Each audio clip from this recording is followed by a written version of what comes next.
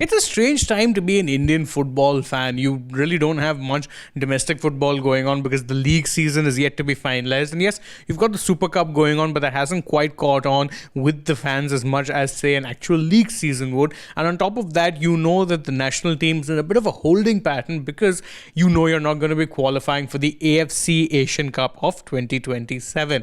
And what that means is that the next few games you have in the qualifiers are pretty much dead rubbers. And perhaps that is one reason why, when you look at the squad that, or the list of probables rather, that head coach Khalid Jamil has named for this match against Bangladesh, you'll realize that it's pretty different in some ways, and that one notable name really is missing. Now, if you quickly go over, yes, you've got a Gurpreet Singh Sandhu in the goalkeepers, but other than that, you've got Ritik Tiwari and Sahil as goalkeepers. In the defenders, yes, you've got an Anwar Ali and a Sandesh Jingan and Bheke, but other than that as well, it's a very mixed round of, it's a very mixed batch of players, let's say. Even within the midfielders and forwards, if you look at some of these names, some are on the newer side. Some, of course, like an Irfan Yadwa, there's Changte, Vikram Pratap Singh, Rahim Ali have been around for a while.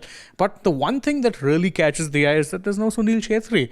And this really is the second time in his short tenure that Khalid has chosen to not go with Chhetri in the playing 11. You'd remember that even for the CAFA Nations Cup, he chose initially not to bring Chhetri in, saying that that was something he wanted to try young players in and that he'd be back for the AFC Asian Cup qualifiers. That's exactly what happened. But now, with these inconsequential games being played, it seems as if he's choosing to give him a rest. Of course, it has led to speculation that maybe, just maybe, Khalid has chosen not to call up Sunil Chhetri for a reason, because again, whilst Chhetri's return did give India a guaranteed goal scorer, someone who they could look to build the team around, it has come in the way of, let's say, players getting game time in his position and them trying to develop another number 9 to succeed him. So many have been saying that, Chhetri shouldn't have come back in the first place, that he should have potentially just stayed retired because the way he went out was perfect.